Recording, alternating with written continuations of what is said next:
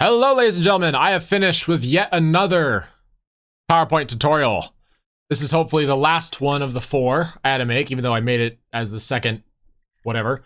But this is how content creators make money. So, 2 big disclaimers before we begin. Please do not tweet or message me questions or comments about these guides. I won't answer them. I will block you. I don't run a tutorial channel. That said, I did want to briefly help out new content creators since I had to do this research myself anyway. Making these guides was my compromise to helping people without having to put in the commitment of being an instructor. This is a source of information, much like an interview or a news article, and is meant to be independent from all other content that I create online. I hope it helps you, but please understand that I'm not going to come back and constantly update this. And then number 2 is none of this is meant to be any kind of legal or financial advice in any way, shape, or form. This PDF was made for the sole purpose of helping to educate aspiring content creators as a source of information that I painstakingly gathered when I was first trying to learn about YouTube and Twitch. And let me tell you, the thing about YouTube and Twitch and any kind of content creation really is that it feels really good knowing what the heck you're doing so you can be proficient at your job. And a large part of that is understanding how money works and what kind of legal jumps you have to go through. So, basically, if you, basically the following pages will show how content creators make money, what financial and legal stuff you have to go through to set up a business on YouTube and Twitch, and it'll also provide a timeline at the end to summarize everything neatly. You notice that these words are colored blue, orange, and green. Well, these sections are also colored blue, orange, and green as a reference to that. And I also have red at the end that talks about taxes because that's kind of a separate thing. So another disclaimer is that we are showing off the basics here of what a content creator does for work and how we make it money. Specifically, content creators are seen as independent contractors by the government. So business itself is a vast subject and there's lots of ways to make money. So please, please, please talk to a financial advisor, accountant, or law firm before making any big business decisions. This guide is a summary meant to get you started. It's not going to cover every legal or financial problem that you'll run into. You know, this is just the basics of how we make income and analyzing it so everybody understands that we're all on the same page. Oh yeah, we don't talk about how to manage business stuffs because that's like a college level thing.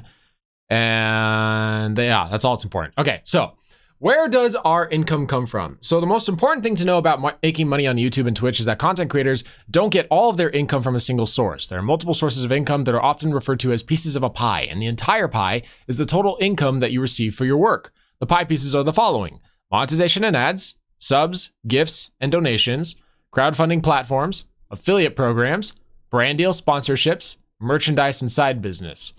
For nearly all of these methods to be viable, you will need a business email, a payment processor, a business bank account, and an LLC license, possibly a DBA license as well. And you may notice that this is all colored orange because it's in the orange section. This is the blue section. So the blue section just talks about ways that we actually make money and where it comes from. So starting with monetization and ads.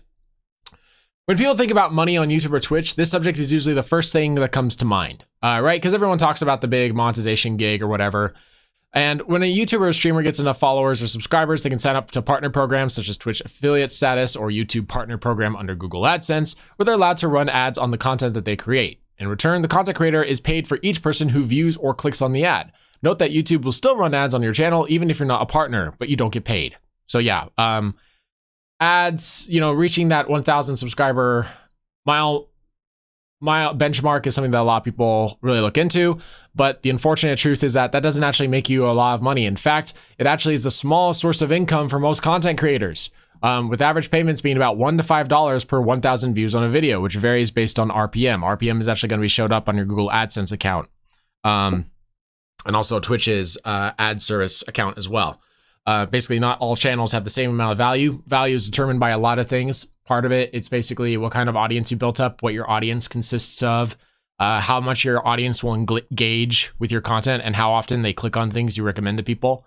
There's all sorts of things that go into like the value of a video, but just know that not all content creators are paid the same per ad revenue, but somewhere between $1 to $5 per video on average, possibly extending into more if you're like a business person specifically. So given how most YouTubers upload a video about once a week and how most videos don't surpass 30,000 views on average, you can see why content creators don't typically rely on monetization to make a living. $1 to $5 times 30, because remember we're saying that's per 1,000 views, is about $30 to $150 per week. That's very little. Keep in mind that not every single view of a video will have an ad play on it. So just because your video has 30,000 views doesn't mean that you made $30 to $150 on a video. You actually made less than 2/3 of that. Very true. Videos don't always show ads, not on every single one. In fact, probably any of you who watches YouTube on your phone have probably experienced that. You'll see like an ad on every other video or every other video, but not every single one. To sign up for YouTube ads, you'll need 1,000 subscribers and 4,000 public watch hours within the last 12 months. For Twitch affiliate, you need 7 unique broadcasts totaling over 500 minutes in the last 30 days, an average of 3 concurrent viewers and at least 50 followers. For Twitch partnerships, you'll need a concurrent viewership of 75 viewers within the last 30 days and stream 12 different times for the last 25 hours within the last month. You must also first become a Twitch affiliate before you become a partner. And then here are some YouTube guides about how to set that up. I'll put these in bold to make them easier to read. By the way, Twitch affiliate is a scam right now. Don't do it. I should explain that. So Twitch affiliate status. Twitch affiliate gives you access to bits, which we'll talk about in the next slide. And it also gives you, access to ad revenue. But the thing is that it's already been reported that between ads and donations, which is the next slide, ads always give you more money, or excuse me, donations always give you more money than ads ever will. Because the amount of money you get from ads are very, very small. And like this is like, think about this. When we talked about, getting $30 to $150 on a video, if someone sends you like a $30 donation, they basically gave you the equivalent of 30,000 views of ads. Actually, more than 30,000 views of ads, because remember, it's 2/3 of that. So Twitch affiliate status, one of the rules of Twitch is that one of the rules of Twitch is that you can't post content elsewhere. Okay, so you can't post content on Twitch and YouTube or on YouTube after you've posted something on Twitch unless you wait for like a full 24 hours. So you can't dual stream if you become a Twitch affiliate. And there's no reason not to do that because, again, like a donation is always going to be worth more than the ad revenue. And plus, when people see an ad on a stream, they have a tendency to leave the stream. So Twitch affiliate just in general is not worth it. It's a ripoff. Twitch partnership is worth it. Twitch partnership does pay more, but you have to become a Twitch affiliate to become a Twitch partner. So I wouldn't bother signing up for Twitch affiliate program until I was so close to Twitch partnership that I could switch from affiliate to partnership right away. That's just my opinion. Feel free to look more into that by yourselves if you want. Anyway, subs, memberships, donos, super chats, and gifts. For streamers, much of their income comes from subs, memberships, and donations / super chats, which are called donos.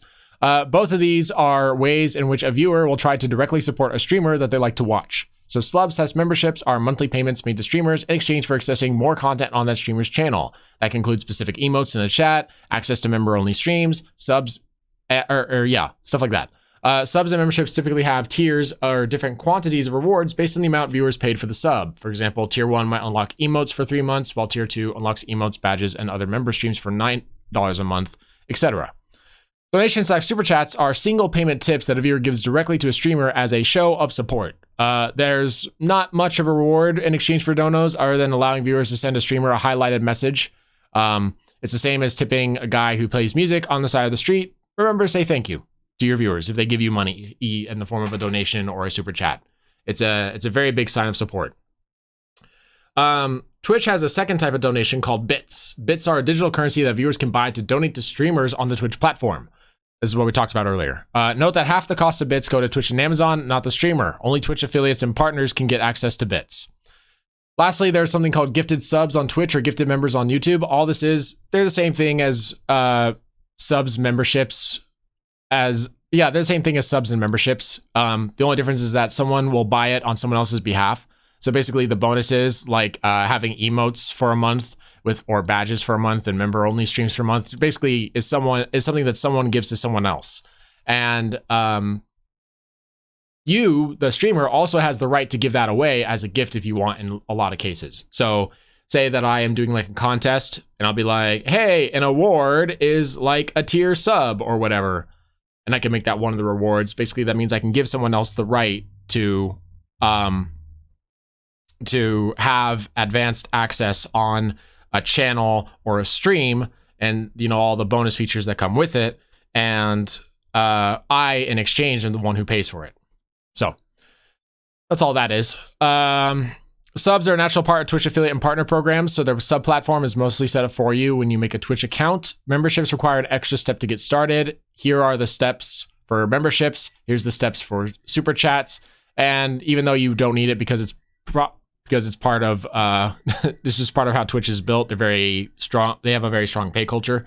For the heck of it, here's Twitch donations as well. So, crowdfunding alternatives to subs. For all the good in memberships and subs, there's one downside. 30 to 70% of income earned through memberships and subs go to YouTube and Twitch instead of you. That's right. Twitch and YouTube don't have to do anything to get that money. You pay them just to use the sub/membership service.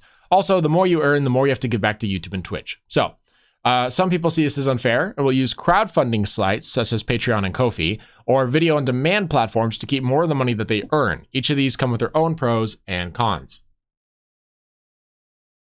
Stay hydrated. So subs and memberships are the things we just talked about. They're the things that people see as unfair, but they have an advantage in that you can make money without having to create a business. You don't do anything extra for a sub/membership. membership. You just have to have a big enough following and you automatically make money. You're not making the maximum amount of money you could make because you have to share it with YouTube and Twitch, but at least you're not doing any extra work to make that money. So that's the advantage of having sub/memberships. memberships. Crowdfunding sites such as Patreon and Ko-fi have the advantage that most of the money you make is yours alone. You do have to pay a small percentage of money that's given to you in those sites, but it's much, much, much smaller than 30 to 70%, like what you get with subs and memberships. The one downside is that you have to take the time to create new bonuses for your memberships to be worth it. So, icons, chat rooms, etc. are all bonuses that come from YouTube and Twitch. They're not really something that you can share with other sites so easily. So you have to kind of make new stuff to get people to click on your Patreon, like Patreon rewards, like, hey, become a member and I'll give you this, this, and this, or become a higher tier number and you'll also get this along with all the other things that the previous guys got, right? You have to make up those kind of plans. And you also have to redirect people from your streams to another website to donate to you. Whereas sub/memberships take place on the platforms you stream on. That's a big one. It's not easy to get people to click on a link to go to a Patreon page and like pay you money on Patreon as opposed to just paying you on the platform they're already on so you don't have to switch sites. It can be very annoying, especially if someone has slow internet or if someone is doing it on their phone and their phone has to load for a while before it can switch between video sites quickly. So that's a slight disadvantage for crowdfunding sites. So in general, a crowdfunding site like Patreon will actually make you less money than a sub/membership in terms of like total money earned, but you don't have to share as much with Twitch and YouTube if you use a crowdfunding site as opposed to a sub/membership. And then video on demand platforms are for people who want to build businesses from their videos. This involves making your own website, building a content library, and making additional premium content to the site in addition to your streams. This option is usually the most profitable, but also requires the most work. So that's an idea of like, let's say that I do tutorials on YouTube online, like I'm doing right now. And let's say that my YouTube channel was actually a tutorial channel. It's not, by the way. Get that through your heads, guys. I'm not a tutorial channel. This is just my homework that I'm sharing. In a case like that, I could potentially make videos where I basically hold people's hand and show them like bit by bit in an easy to explain way how to make content or how to run businesses on the side. And then I would put that onto a separate website and be like, hey, pay for access for this website to get a more in-depth look of the stuff that I'm talking about in this video. Right? So maybe I actually make a video where I show you how a sub/membership works, or I show you how a crowdfunding site works, or I make a video on demand, or I make a, whatever extra thing, and I put it on a video on demand platform, which is like its own original website that I would create with Wix, Squarespace, or HTML. Now note, there is nothing preventing you from doing several of these at once. A streamer can take advantage of the sub/memberships program while also running a business on the side, that has its own premium content. It's actually quite common. And we'll talk about that more in part 6, merchandise and business. So if you want to do all three of these, you can. You can, and a lot of people do. So crowdfunding sites have videos on how to get set up on their own websites. So Patreon has their own tutorials, and Ko-fi has their own tutorials. How you get set up depends on the site. As for video on demand platforms, again, start with Squarespace or Squarespace to easily make a website, then model a business around that site with your exclusive content. Again, in my case, I was talking about like tutorials. So I ran out of space on the previous page, but this is two great tutorials on how to actually set up a Patreon and Ko-fi account. And for both of these, before you can do them, you will need a payment processor, such as PayPal or what's it called? Square or Squeenix? I forgot the name, but we're going to see more on that in the orange section because we're going to talk about payment processors as well. There's a lot to know there. Affiliate programs. Affiliate marketing, is when you act as a middleman for companies and their consumers. You, someone who has no relationship with any company at all, will try to direct people who might be interested in a product's business. And if those people end up buying something, that company will thank you by giving you a very small cut of whatever it is the consumer purchased. While hardcore affiliate marketers can make full livings off affiliate marketing alone, most content creators will use affiliate marketing as passive income. So to begin an affiliate, to become an affiliate, all you have to do is find a company that has an affiliate program and sign up at their website. Amazon, Walmart, Fiverr, and VPN services are common ones. After signing up for these companies, they will give you an affiliate link, which is a unique link that takes a viewer to the company's website, but with a reference number identifying each affiliate. If a viewer makes a purchase from that link, then you, the affiliate, will be credited and paid. Terms and conditions vary depending on a business. You can post those affiliate links in lots of places. You can post them in your video's description. You can post them on your tutorials. You can post them on your social media. You can post them all over the place.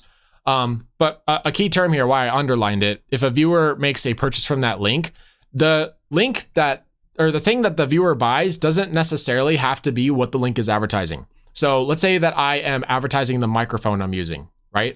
And I find the microphone on Amazon. I'm thinking, I want an Amazon affiliate link of this microphone. Well, if somebody comes into the microphone link, when they click on it, they'll find the microphone and it'll be listed under my unique code, which means that if you buy that microphone, I get a commission, right?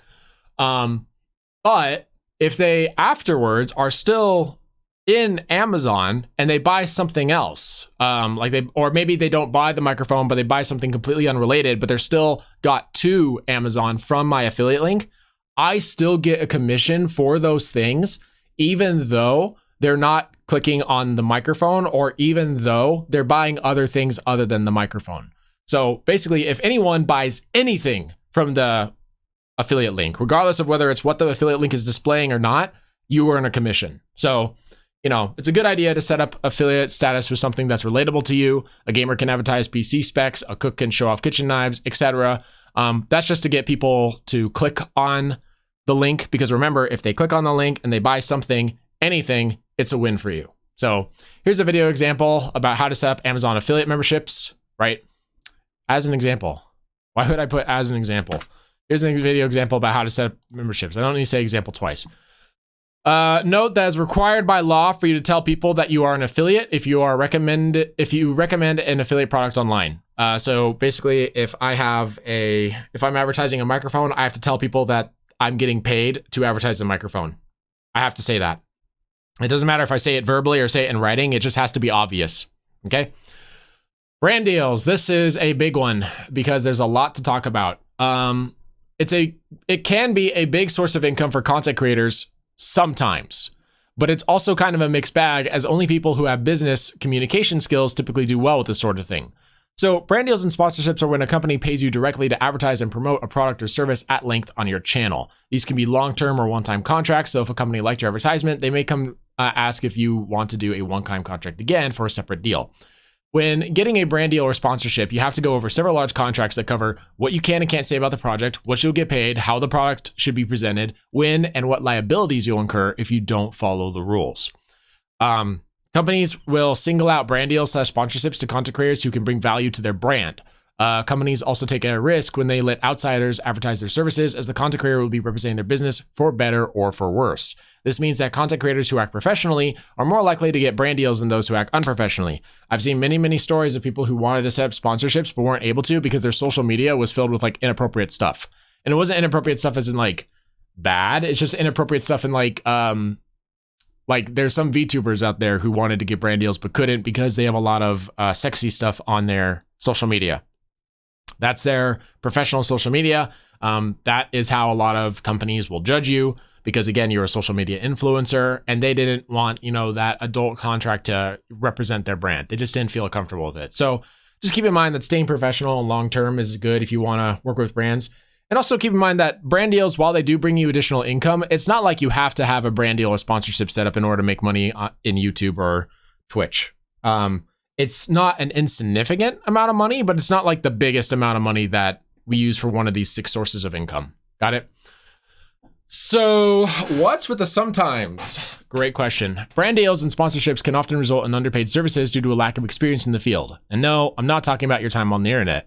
When it comes to things like brand deals and contracts, you have to negotiate the terms and pitch the advertising model. Businesses want to pay as little as they can get away with for your services, even when you're probably worth more. Meanwhile, you're trying to explain to a business why it's worth it to invest in you and what exactly your worth is. It's nothing personal. It's just that there's a lot of factors that go into what your monetary value is. There's no set number of subscribers or followers that equal any sum of money. This is why negotiation is needed in the first place. Influencers don't have a set market price.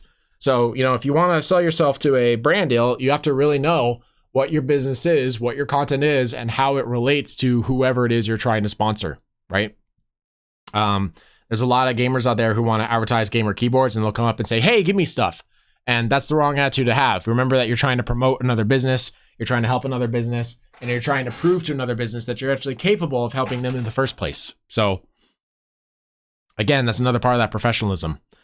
If you're by yourself as a content creator, then you have to do those negotiations. If you're by yourself as a content creator, then you have to do those negotiations and pitches yourself, which you will probably do badly and unprofessionally if you don't know what you're doing. The alternative is that you pay an agent or manager with experience in your field to negotiate on your behalf, but not all content creators actually need agents. Therefore, I have some disclaimers for you. Number 1, do your own research beyond this presentation before you even consider looking for sponsorships. This is true even if you're big on YouTube and Twitch, right? Because again, it's a lot of negotiation. It's a lot of knowing your audience. It's a lot of business. And as we stated earlier, business is its own field. It's college level stuff. It's sometimes it's complicated. Sometimes it requires a lot of legal stuff. Sometimes it requires, a lot of know-how of your industry. It's typically better that you get a lot of research beyond just this one presentation before you consider doing a brand deals or sponsorships. And I have some sources available for you to look into. They're not going to tell you everything, but they are a starting point for you. Have value in your channel and market before you even consider reaching out to sponsors. Influence comes first, sponsors second. The reason why you are called a social media influencer is because you influence. If you don't have influence, if you don't have an audience, if you don't have data about your audience, keep records of your channel's growth and audience data to show a potential sponsor, you cannot prove to a sponsor that, or a company, that you're worth anything. So you have to know who watches your videos, why they watch your videos, why they'd click on an ad. They have to know these things. So, grow up, build your channel, keep records of your channel's growth and audience data, and prove that you have value.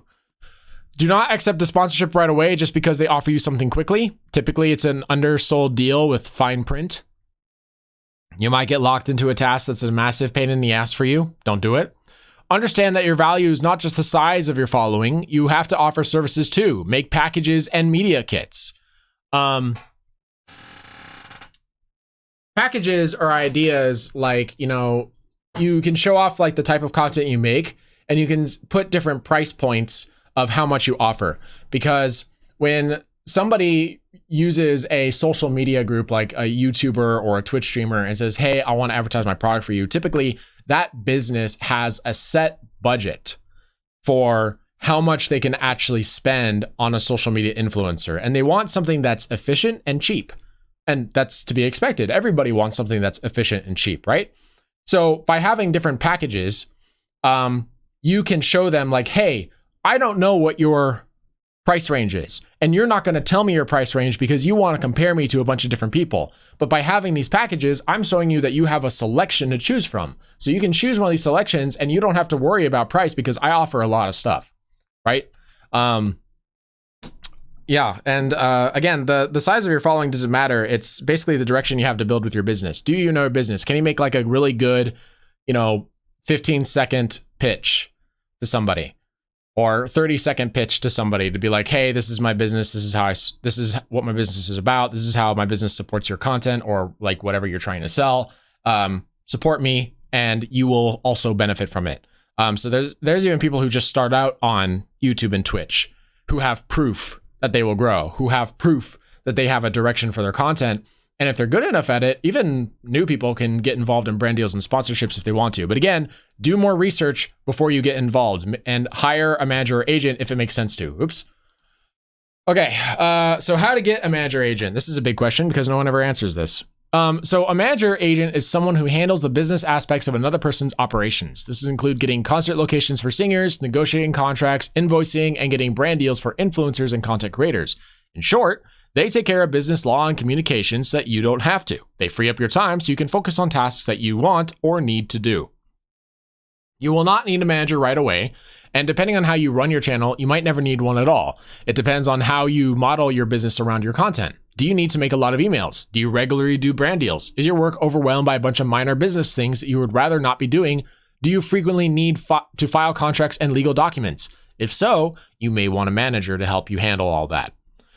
Sometimes managers will contact you if you're someone who grows very quickly and has a lot of good prospects. But if you want to find a manager yourself, a good method is to look into social media and large-scale projects of other content creators and see if in their description they have an agency listed, right? Because if they have an agency listed, the chances are that agency is not just a group of one or two people. It's probably an operation who works for several content creators and are willing to branch out and maybe even work with you. No guarantee, but it's a good place to look.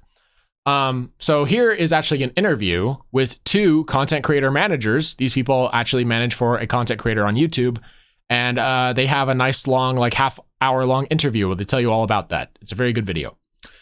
So here are some more videos with YouTubers who have a bit more experience with brand deals and sponsors than myself. I should say YouTubers and streamers. Not all of them are YouTubers. YouTubers and streamers who have a bit more experience with brand deals and sponsorships than myself. Yes. So watch these. Good stuff. Merchandise and business. Okay. Businesses, running a business on the side is often the biggest source of income for any content creator. Businesses have products and services that you offer to customers. It can be something as simple as making art or t-shirts to something as complicated as offering online classes or making software. Regardless, your viewers are your clientele and your video content supports what you sell. Business is a fairly broad subject, so if you aren't confident in your ability to set one up, you may wish to hire a business advisor to help you. Merchandise. There are a variety of ways for you to sell merch and other products online. You can make your own online store from scratch using HTML, Wix, or Squarespace. You can sign up for merchandising websites such as teespring.com, spreadshirt.com, redbubble.com, etc. You can actually sign up for all these on one payment processor account if you want. That's a way that people make passive income a lot, who will make merch on your behalf. Sellfy.com and Sellfy.com are good websites that can help you sell digital goods, like music, programs, videos, etc. And you can even post your own music on iTunes, Amazon Music, and Spotify. YouTube has many tutorials on how to set up accounts on these platforms. I'm not going to give you videos for this one because it's a lot, right? The advantage of using merchandising websites is that most of the heavy business work is outsourced and kept simple. So you don't have to suddenly become a master of business in order to run the store or invest a lot of time each day in imagining it. And I should also mention this, you don't even need a business license. You won't even need a business license. There you go. The downside is that merchandising websites like these typically require either a cut of the sales or a subscription fee for using the sites. It's a minor drawback, but just keep it in mind. So if you want to take this a step further, you can even go beyond the norm of t-shirts and cups and try to sell additional merch by hiring the services of a manufacturer for more specific products. This requires you to find a manufacturer for the product you want to make, contact them on their business number, and ask them about what you want to make and what kind of deal they're willing to strike with you. Warning, unlike the other methods, this will require a startup fund. Manufacturers like this will typically only sell you their products in bulk, so have an idea of what you want and how much you intend to sell before calling. So this is like, let's say that t-shirts and mugs aren't enough for me. Let's say that I want to sell like a DVD, or let's say that I want to sell like a giant like some silverware or some pottery or a stein or a piece of hardware, like I build a camera or something, you have to hire a manufacturer in a traditional business setting to build those things for you if you want to mass produce it and send it out to a bunch of viewers. You just have to. Otherwise, you're kind of restricted to very basic stuff like t-shirts and mugs and mouse pads and things of that nature. Regardless of what you sell, remember that it will sell better if you can relate it to your channel. A cooking channel will do a better job selling a cookbook than, say, stickers. That's just common sense. Services. Another common business model is to provide services that relate to your content. For example, if you have a tutorial channel, you can offer to sell online classes that only people who pay for the class can see. You can also sell online video guides that have worksheets and cover your tutorial content in more detail. You can even sell your time teaching people directly via a video call. Artists will sometimes offer commission work while showing off examples of their work on YouTube or Twitch. There's a lot of these guys out there, actually. You will likely need to set up a business model that will help customers understand what it is you offer and how much it costs. These models don't have to include every little aspect of what you offer, as some commissions will require negotiation for specific requests, but they should be a clear enough guideline for customers to firmly understand what it is they are getting and what you are offering and what it will take to provide the service. So customers should understand what they're paying for and what you offer. You should understand how long it takes to make something, okay? Because there are many stories of artists doing commissions where they promise to do something, but ends up being far more work than the sale was worth. Don't let that be you. Know how long it takes and how expensive it is to do something, or you will lose money and waste time. And that's a big deal if you're trying to run a business that offers services. So I have tutorials here for how to start taking commissions. Here's one, and here's a second one. This one is broken into two parts. So if you want to be an artist and you want to learn how to do art commissions, or you want kind of an idea of how services are set up, then these two guides are really good. And these guides, even though they're specifically for art, the same process applies to kind of any type of commission service that you offer. So even if you're doing like tutorial channel stuff, this stuff will still work. It's still the same logic. All right, so we talked about all the different ways in which we can make income. Now let's talk about all the legal mumbo jumbo you're gonna have to do in order to actually do any of those things. So first thing you'll need in order is you're gonna need, if you're gonna start up a business, you're gonna need an EIN number. EIN numbers are tax ID numbers that the IRS will issue you for free. You need this in order to have a business bank account and an LLC.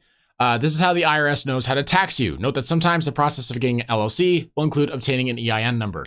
Don't worry about not knowing what an LLC is. We'll talk about that when we get there.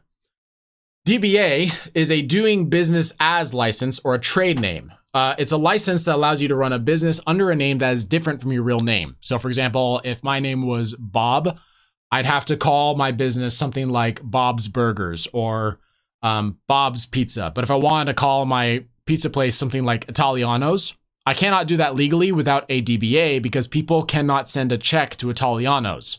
People would have to send in a check to me, my real name, but they wouldn't know to bill me if my business is called Italiano's.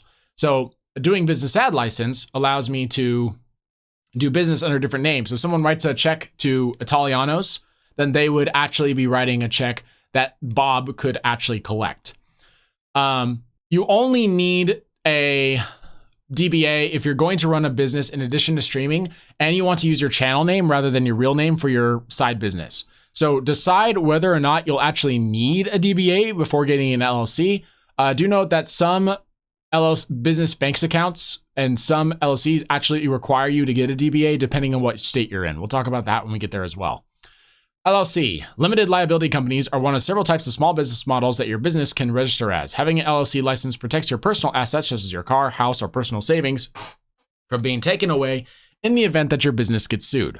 So basically, if you have an LLC and your business gets sued, your business can file for bankruptcy, or you can lose all of your business assets without losing any of your personal assets. So if you get sued and something goes wrong, you don't have to worry about being homeless as long as you have an LLC to protect you. You also will need an LLC in order to get a business bank account, or actually any business model in order to get a business bank account. But the reason why content creators choose an LLC over the other types of small businesses is typically because they're usually by themselves and they want the protection that comes with being a limited liability company. Other options include things like sole proprietorship. Yeah, sole proprietorship is almost the same, but doesn't have legal limited liability coverage. So why not go for the LLC if it's there? Business bank account is a separate bank account with more legal protection for your business. You will need an EIN number to get one. That's why we get it first. You will need to have a business set up prior to getting a business bank account, such as an LLC, which is why we're doing this in fourth instead of before this. Business email is a separate email account used for business that has its own domain name. These accounts exist to help you organize business data and information without getting that stuff mixed into your personal finances. I should say personal mail. Finances is what the business bank account's for.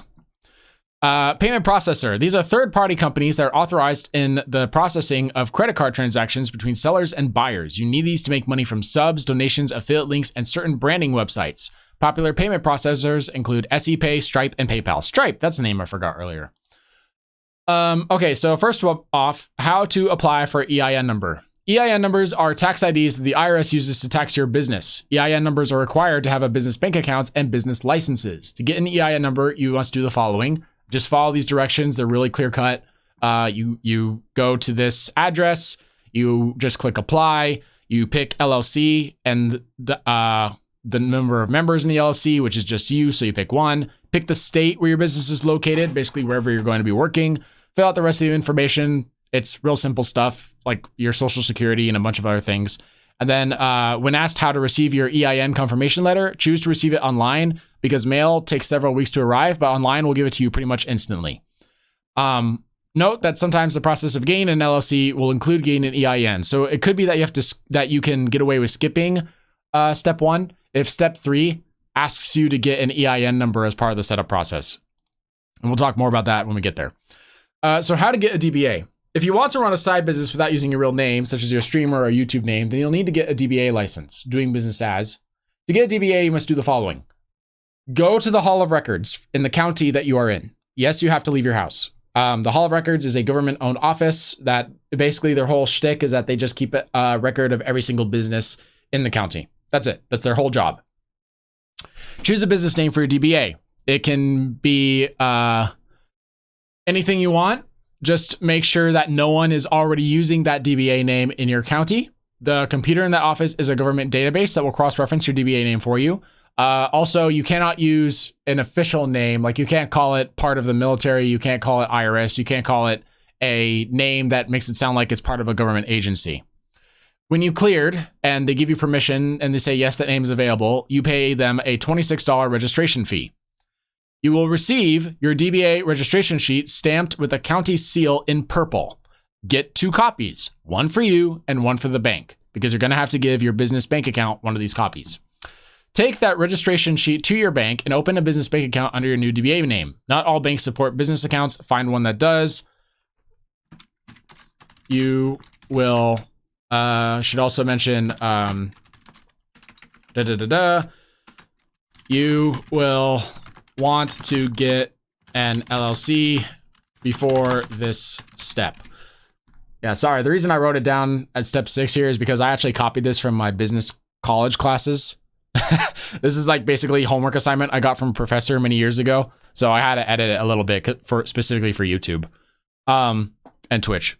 So by law, you must advertise your business for 4 consecutive weeks in a newspaper. The staff at the Hall of Records can help you with that. It's very cheap. Basically, you talk to when you turn in your paperwork and they hand you the piece of paper that authorizes your DBA with the purple stamp on it. They're also going to hand you what looks like a tiny brochure that has a bunch of phone numbers on it. And all those phone numbers are newsletters or newspapers. And it costs you like $7 to $20 to get your business in that newspaper. And it's going to be in a very small portion of the newspaper. Don't worry about like suddenly becoming super popular with that. No one reads newspapers anymore anyway. It's just still something that's required by law.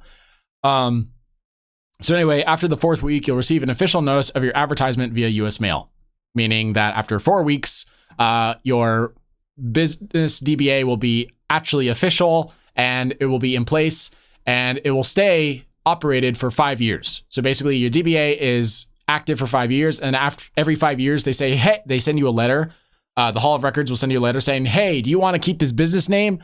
And if the answer is yes, you pay them $5 to keep the name running. $5 every 5 years, not a big deal. So DBAs allow your business to be operated, billed, and taxed under a different name from yourself. DBAs give you a business identity and allow you to have others, such as employees, make payments on your behalf. Many streamers will get DBAs so they don't have to display their real life name on a viewer's bill when they donate to the streamer, which we'll talk about more on payment processors. So, LLCs. LLCs are limited liability licenses. They are one of the ways that they're one of the most commonly used business models for content creators because they prevent you from going to massive debt or losing personal assets in the event that your business gets sued. There are two ways to start an LLC. You can either do it yourself or you can hire a service for do it for you. This is how you do it yourself. Choose a state. Where is your business? Choose a name for your LLC. It's not your trade name. It's not the DBA, but it should have the trade name in it if you're going to use it because you're just basically trying to make something that's easy to remember. This name is not going to show up anywhere in the real world. It's just going to show, or like publicly, it's just going to show up at government offices. So to keep your taxes simple, to keep like your LLC simple, just use your DBA name, comma, LLC. That's it. The name must include LLC in the name. That's why you include LLC. You can't use restricted words such as bank, attorney, law office, etc. unless you do additional paperwork for permission. So if you actually are a law firm, then you can do additional paperwork to have those names. But otherwise, you cannot have those names in your title. You can't use words that would confuse your business with a government agency such as FBI, Treasury, State Department, etc. Doesn't matter if you do something like law, you still can't do that. You cannot use a name that's already been registered. You can find other LLC names at your local Secretary of State website. Basically type in Secretary of State, type in Google like Secretary of State, California, or Secretary of State, Texas, or Secretary of State, New York, wherever state you're in. And usually it's the first .gov option that shows up in the Google search. That is your Secretary of State website, and they have a section there that like shows you a list of business names. It's one of the sections. It's easy to find. Nominate a registered agent. Must be a resident of the state that you're doing business in. These agents help you stay organized by keeping your business mail separate and will help you accept and process official mail and legal papers on your LLC's behalf. File formation documents that outline the organizational structure of your business, also called the Articles of Organization. You'll need to provide 3 key pieces of information: your LLC's legal name, name and street address of your registered agent, and decide who will act as the manager of the LLC. Full disclaimer, the manager is you.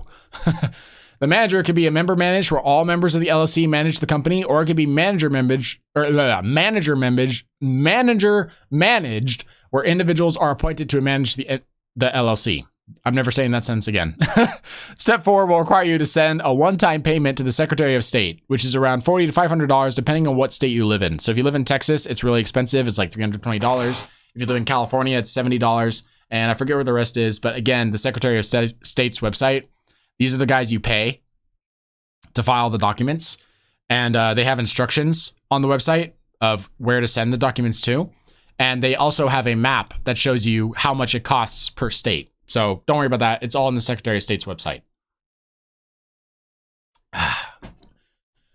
Create an operation agreement to establish ownership terms and member roles for your LLC. Operating agreements have 6 parts. Organization, which outlines when and where the company was created, who the members are, and how ownership is structured. 2, management and voting addresses how the company is managed and how the members vote.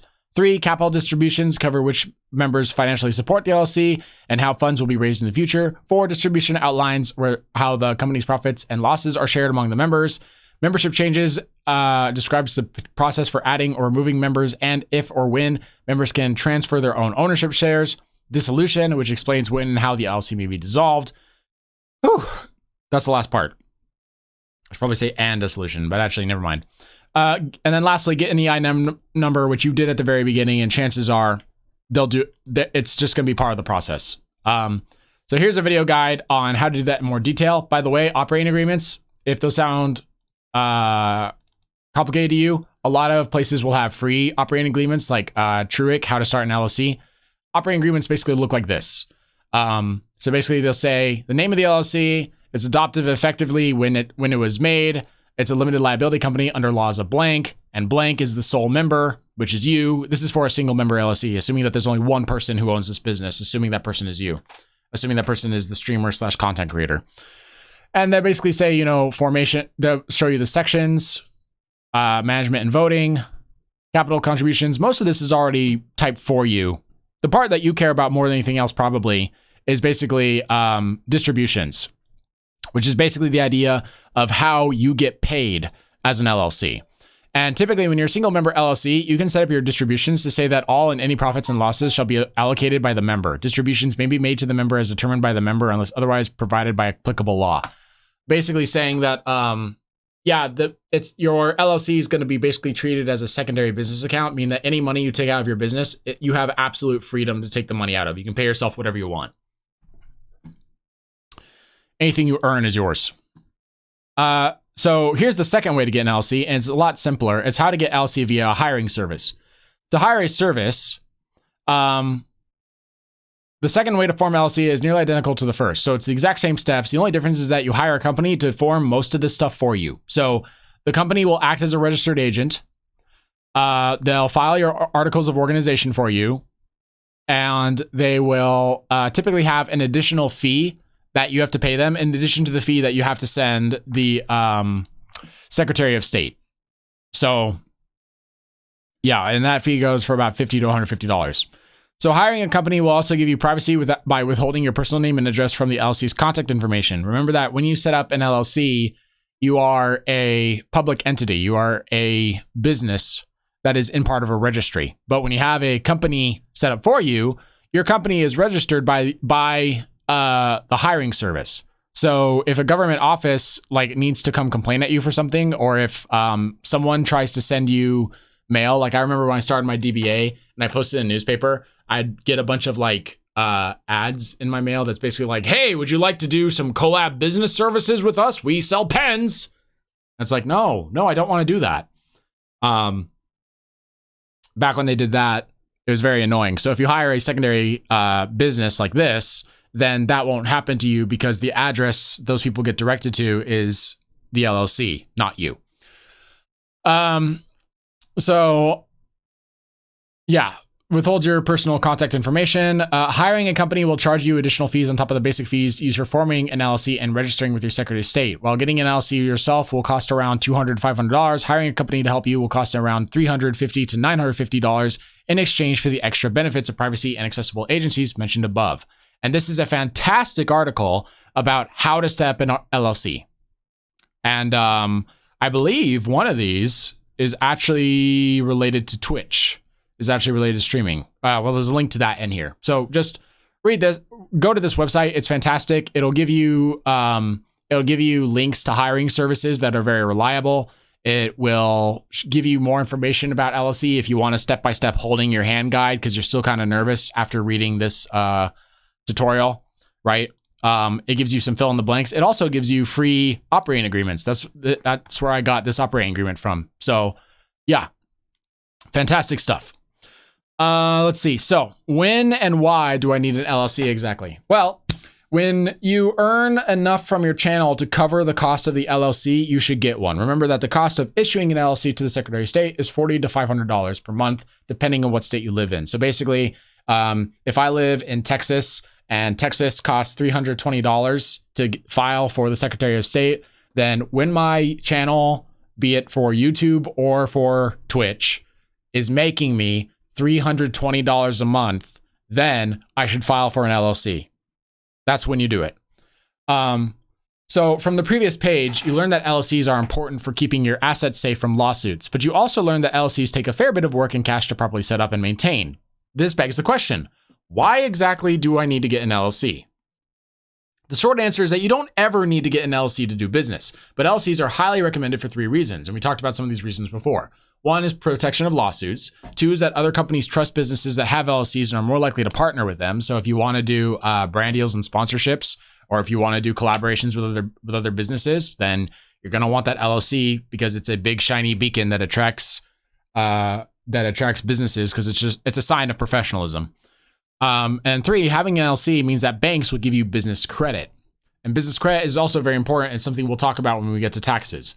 So it's highly unlikely that a content creator will ever get sued since Twitch and YouTube are not really seen as high stakes businesses. Most people don't really care if you do something wrong on Twitch or YouTube, in the business sense. And even if you do something, typically the terms of service of Twitch or YouTube will kick you off of Twitch or YouTube before a business even has a chance to come and sue you.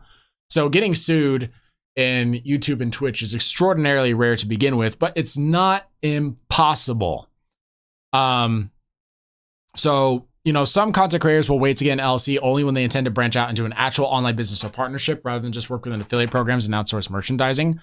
But to put it simply, not having an LLC is like living without health insurance. You probably won't need it. Probably. But when you do, you'll really need it. And it doesn't take much time, money, or effort to start one. It does require a bit of a startup because, you have to make money from your YouTube channel to pay off of it. But it doesn't.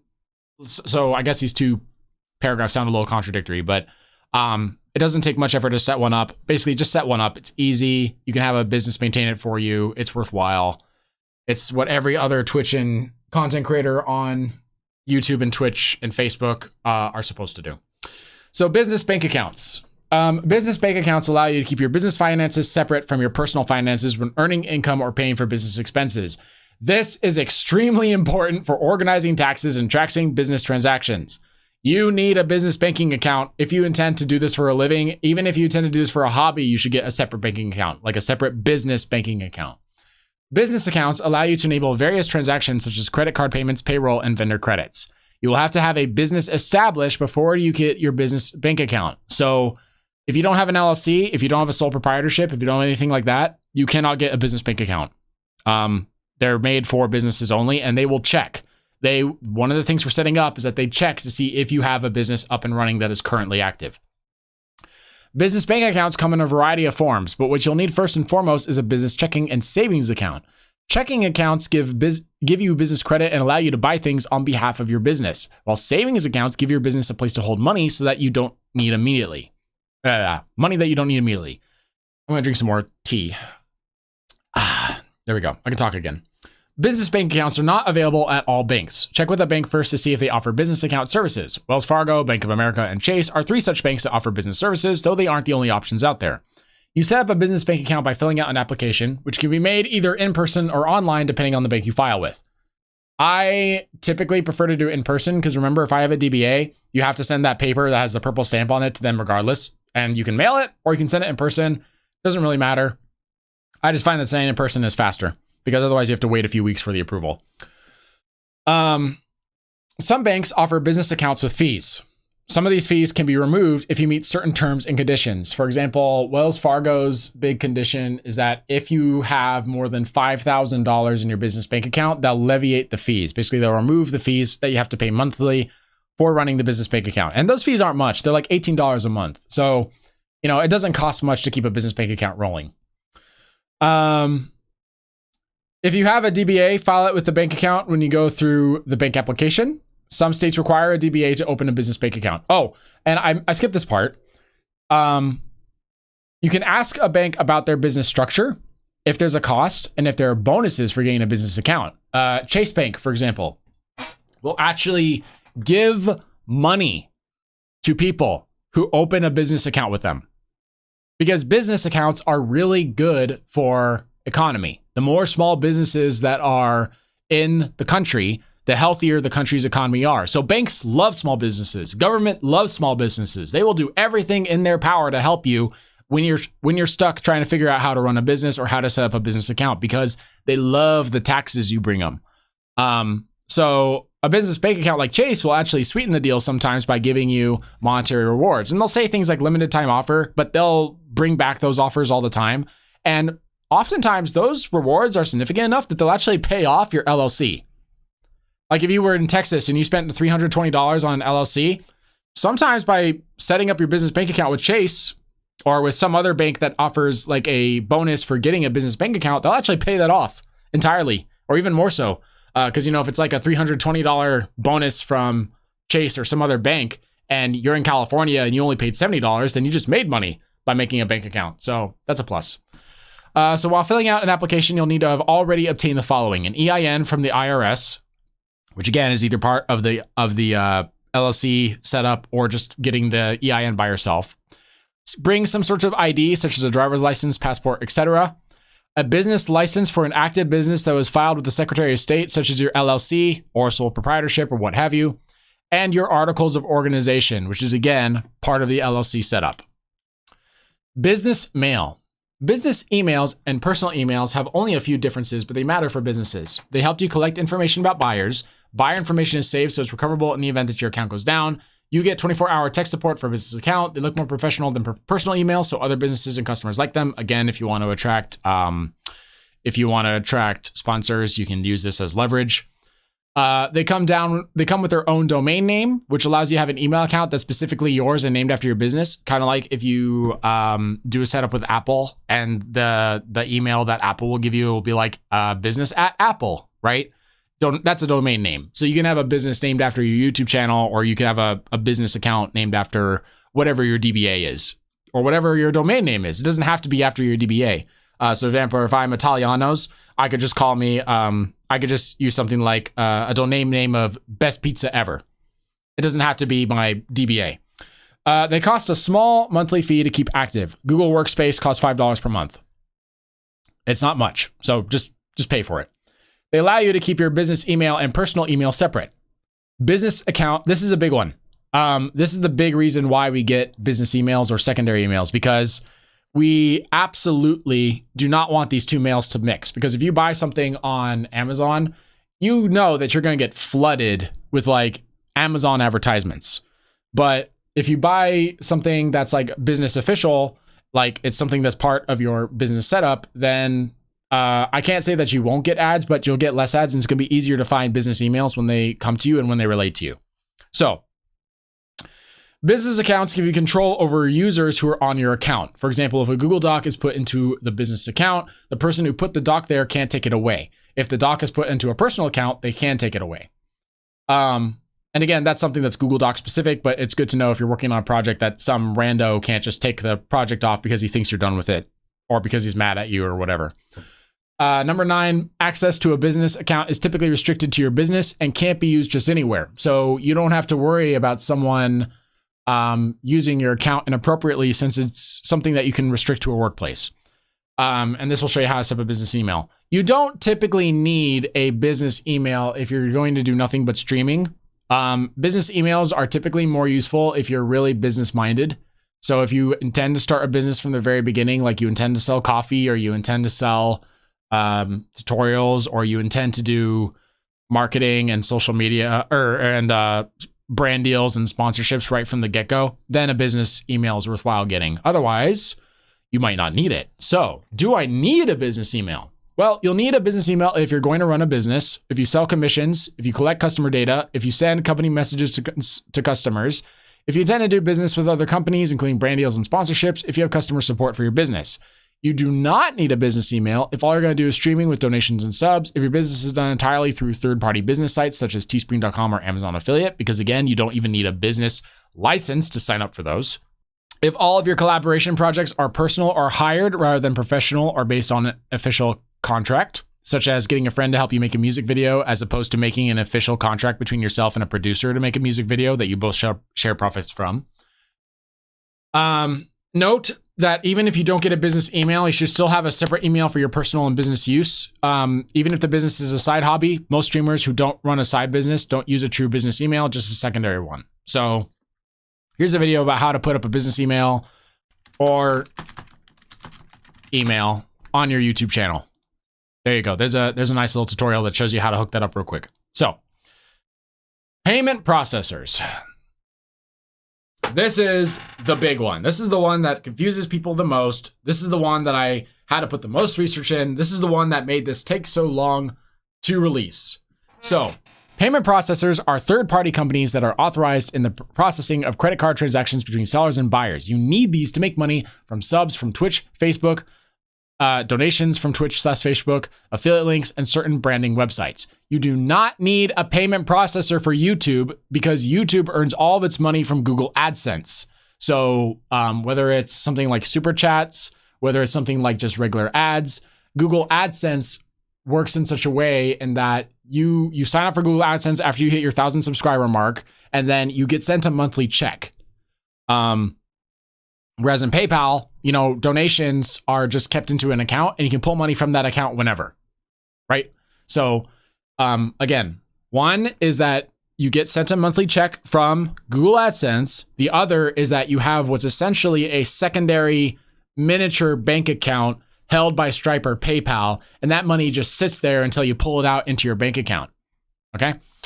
So you can think of payment processors as a middleman between paying viewers and your bank account. By having money pass through a payment processor before it ends up in your bank, you have an additional layer of security for your bank account. We'll talk about that later.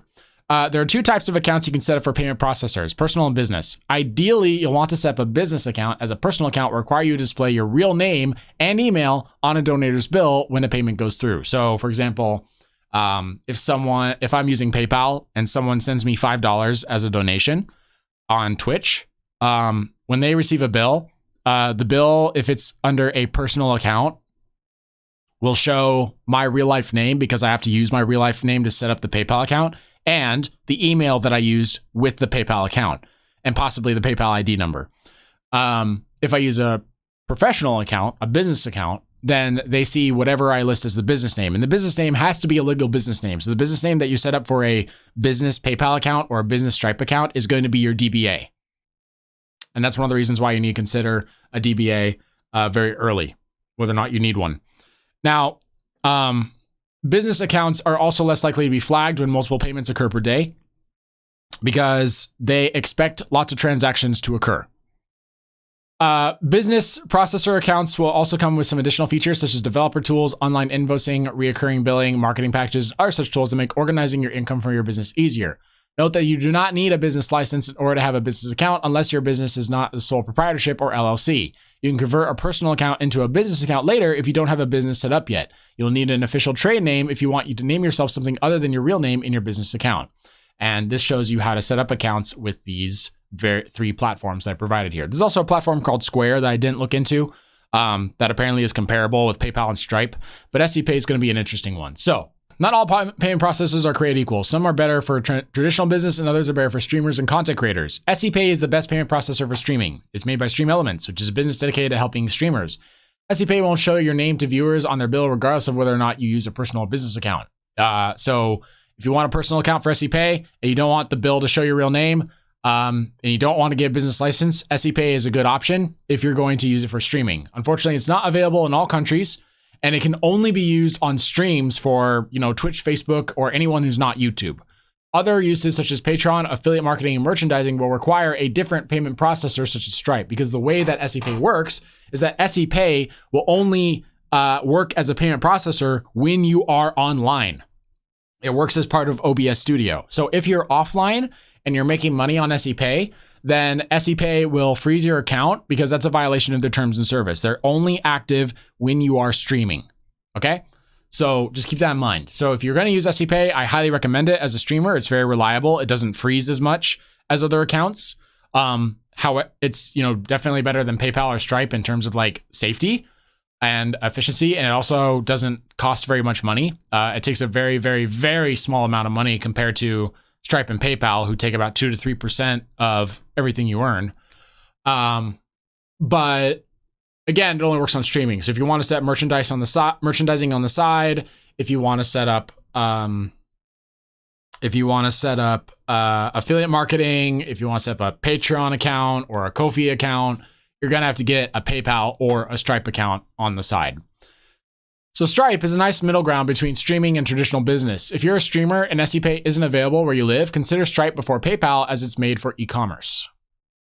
PayPal has had some problems with commission works in streaming. There are lots of stories of PayPal accounts freezing or suddenly getting closed, as they are quick to freeze and close accounts when a payment is withheld or flagged for suspicious activity. PayPal is better at running transactions for traditional small businesses with an infrequent volume of payments, but content creation is neither of those things, so I don't recommend it as your first option. So when here's more on selecting a payment processor. This doesn't actually let you decide which of these three is the best because frankly, they're all similar. But it is going to give you more of an insight as to what payment processors are and why they have problems, and whether or not you want to use them as opposed to something else like a merchant account. Just more information there. So payment processor freezing. this is the big problem, right? Big problems with payment processors. So withheld funds / chargebacks. Sometimes after someone sends you money, they will troll you by calling their banks or PayPal accounts and claim that their payment to you was falsely sent. What this means is that any money given to you can potentially be taken back if the transaction is labeled as fraud. If this happens to you, don't fight it, as you'll usually lose the dispute and have to pay a processing fee for the investigation. So there have been cases where, someone will send a YouTuber $10,000 and the YouTuber's blown away, right? And like, oh my God, you sent us $10,000. Thank you so much. Or a streamer rather, sorry. A streamer will be sent $10,000 and will be completely blown away. And what happens is that the person does that just for the reaction, and then they call the bank and say, no, I want that $10,000 back.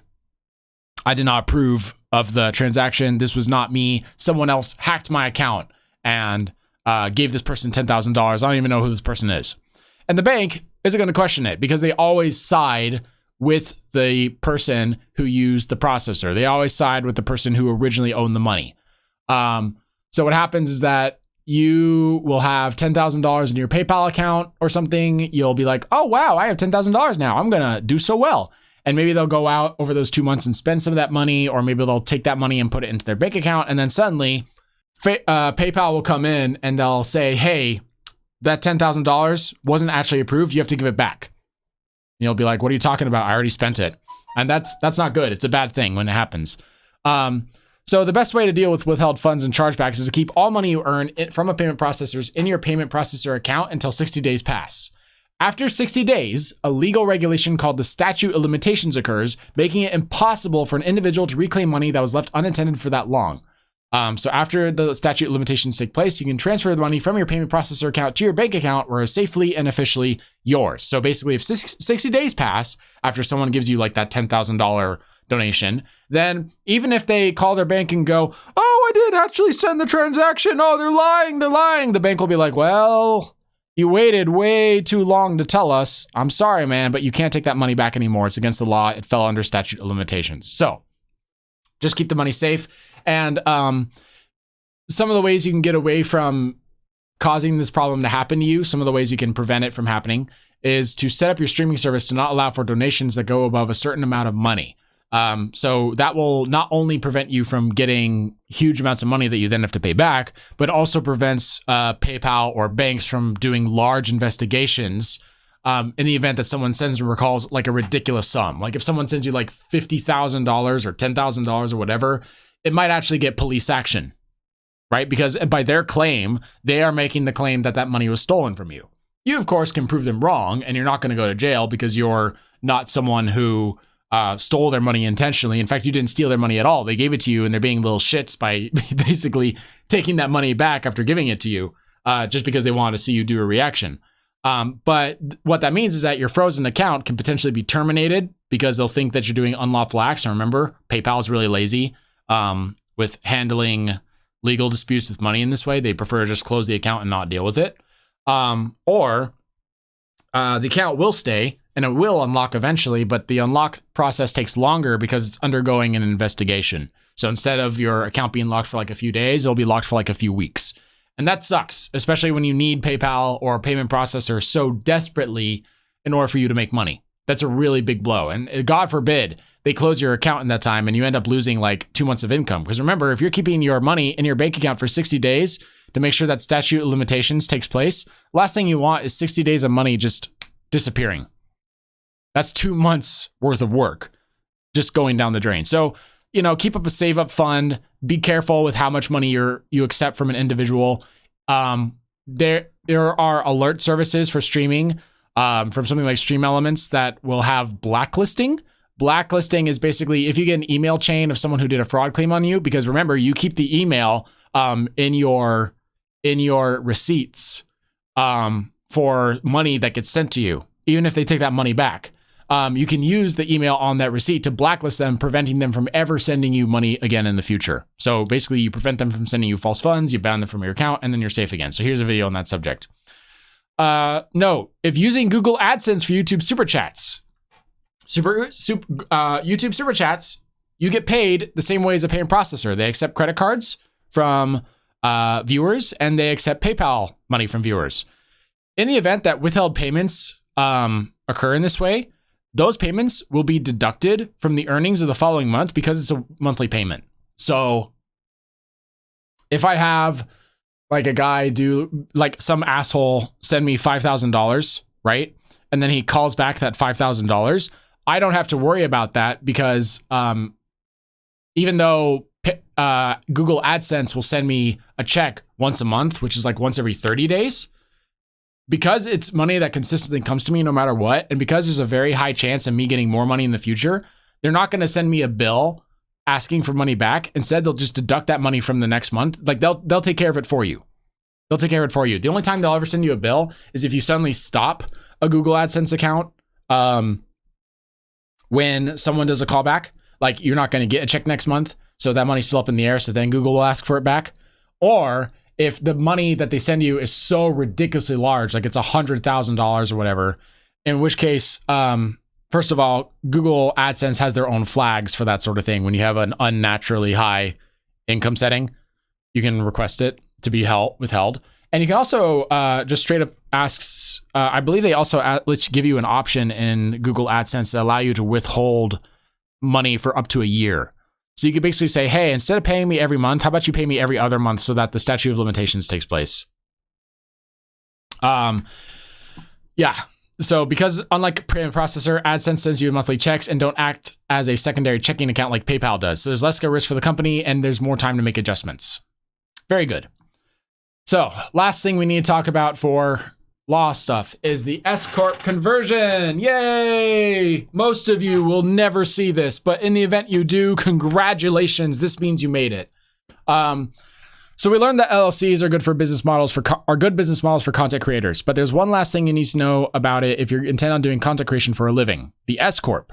This is something that most people won't have to think about for a long time after they start their content careers, but it's important to know about ahead of time. I should put a comma there. It's something that most people won't have to think about for a long while after they start their content careers, comma. But it's important to know about ahead of time. So S-Corps are not business structures. They're a type of tax designation for your business.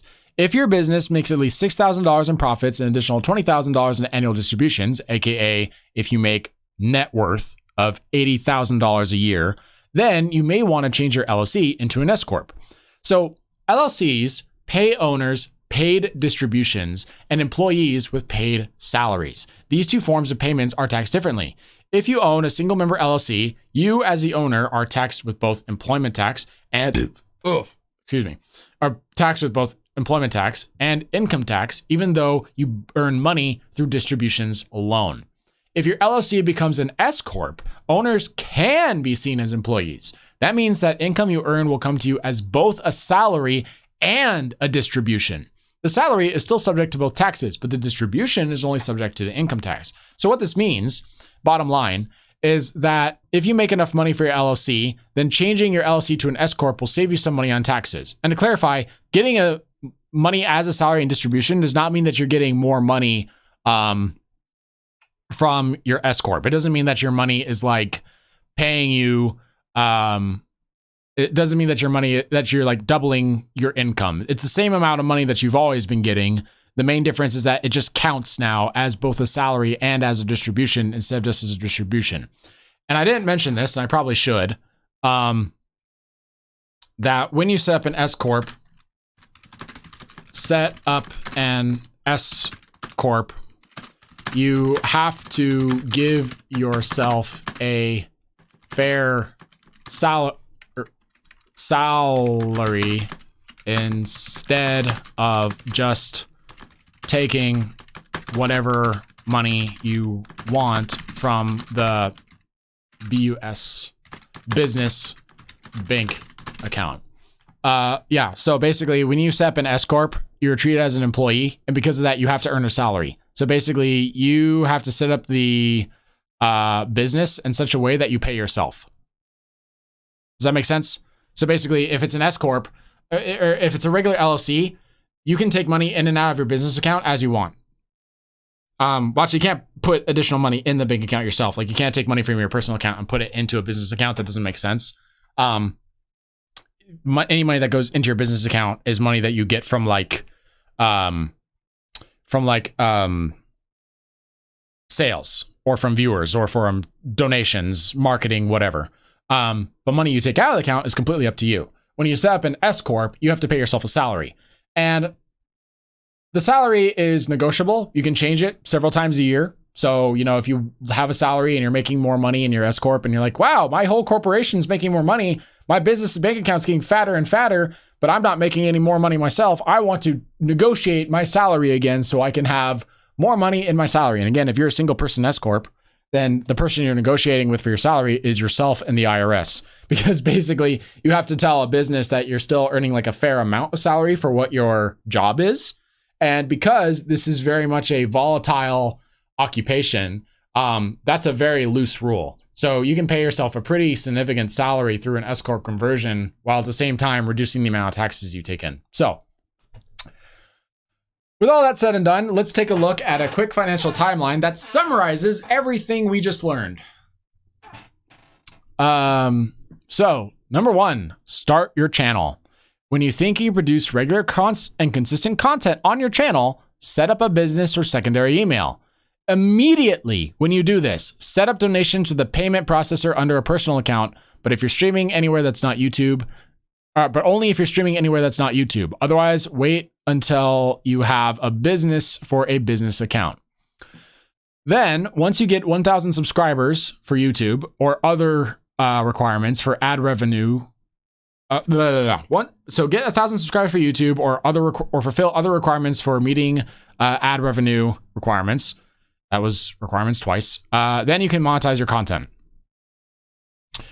Your channel makes enough money to cover the LLC cost from the total of donations, monetization, etc. Get an LLC because LLCs are important. Immediately get a business bank account and then immediately convert your payment processor into a business account with your new DBA name if you have a DBA name.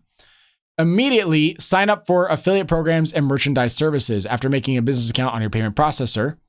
So after you do this part right here, you can set up crowdfunding, look for brand deals and sponsorships, or set up a side business. And by the way, when it comes to merchandising, I have this little disclaimer here. Merchandise and affiliate programs require a following for anyone to really purchase anything. 100,000 subscribers isn't enough. If you're making enough money to pay for an LLC, that's a good indication that you now have a sizable audience who might buy stuff. This is not a rule that's set in stone, by the way. Like you don't have to follow that rule. Is because you can start on teespring.com even before you start a YouTube channel because you can just sell regular t-shirt designs if you want, right?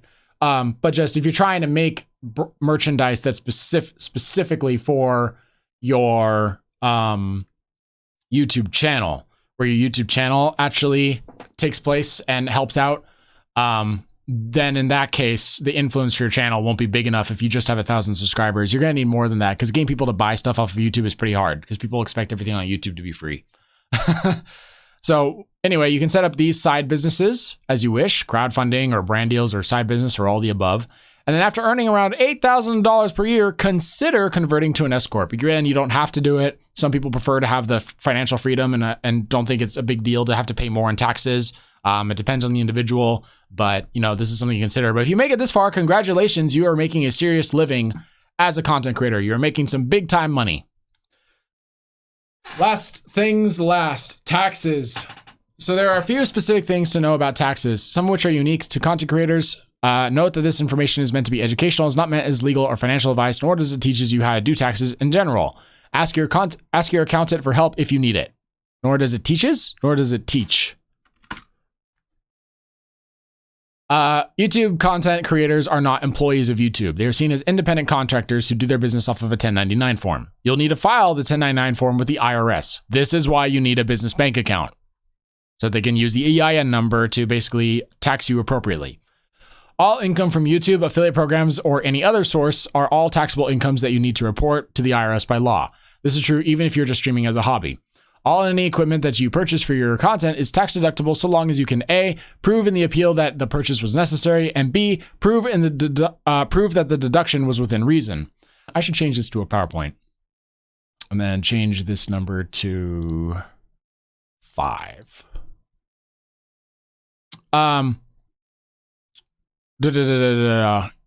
So you spend 2 days there for work, but you stay 2 weeks to visit the family, shop, see the sights, etc. Within reason, you can get a tax deduction for the plane ticket, the 2 nights in the hotel where you were at work, and perhaps the food for those 2 days. After that, the excess of the remaining 2 weeks would be personal luxuries and not a reasonable tax deduction, or not reasonable for tax deduction. So 5, keep your business accounts and personal accounts separate at all times. Purchases made by your personal account are not tax deductible, but are protected by your LLC. Keep all your receipts. So what this means is, let's say that I have a business that requires me to buy some expensive camera equipment. Taxes are based on several aspects of your net worth. So you get taxed partially on how much money you make, but you also get taxed on what you spend for the year on personal luxuries and things that are not work related.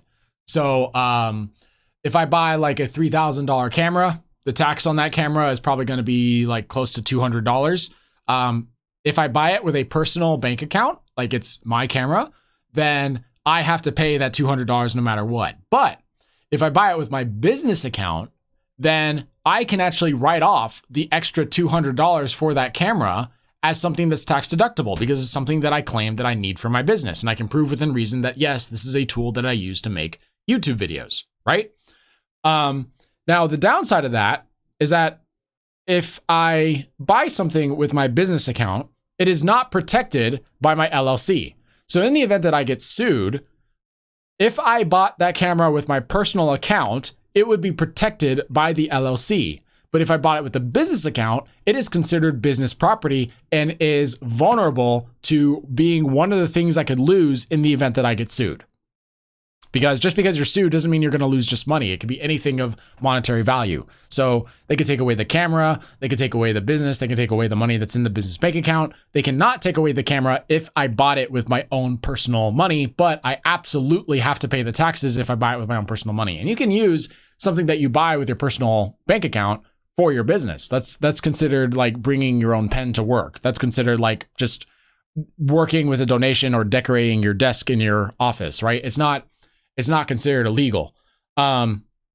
Just keep in mind that you have a choice. Do you want to have something be tax deductible, but be viable for not being legally protected? Or do you want to have something that costs more because you have to pay the taxes for it, but is always going to be yours and is never at risk in the event that the item gets taken away in a lawsuit? Now, keep in mind, again, content creators typically don't get involved in lawsuits. We're not really considered high-risk businesses.